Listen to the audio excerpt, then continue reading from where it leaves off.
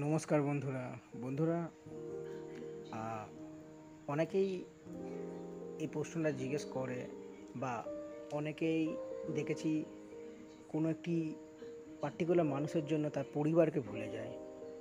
কারোর মনে যদি এই প্রশ্নটা থাকে না, ধরুন আপনি ভালোবাসায় পড়েছেন, তারপরে যদি আপনার মনে এই প্রশ্নটা আসছে যে পরিবার ইম্পর্ট্যান্ট নাকি আপনার লাভার লাভারের সাথে আপনার হয়তো 1-2 মাস আলাপ হয়েছে, যাকে ভালোবাসেন তার সাথে হয়তো 1-2 দিনের পরিচয় বা 1 মাস বা 1 বছর, কিন্তু যে পরিবার, যে মানুষগুলো আপনার পাশে এতদিন থেকেছে, আপদে বিপদে সুখে দুঃখে, তাদেরকে যদি আপনি ভুলে আপনি যদি ভাবছেন যে অন্য কাউকে আগে সঙ্গ দেবেন, তাহলে সেটা সবথেকে বেশি ভুল করছেন। কারণ একটা কথা জানবেন, আজকে আপনার পাশে যে মানুষটি দাঁড়িয়ে আছে, যে আজকে আপনাকে কাঁধে হাত রেখে বলছে যে আপনার পাশে থাকবে, সেই মানুষটি কিন্তু একদিন না একদিন চলে যেতে পারে।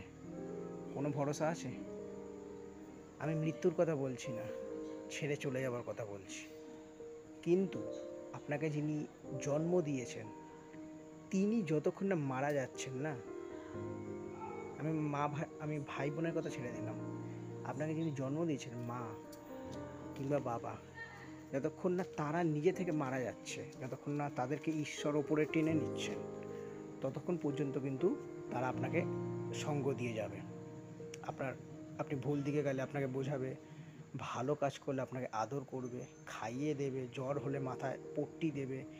কখনো কিন্তু তাদের কোনো লিমিটেশান নেই যে আজকে আছে কালকে নেই। কিন্তু কী ভরসা আছে যে যে মানুষটা আপনাকে ভালোবাসে সেই মানুষটা থেকে যাবে? আমি বলছি না যে সবাই সেম হয়, কিন্তু আজকাল এমনটাই ঘটছে।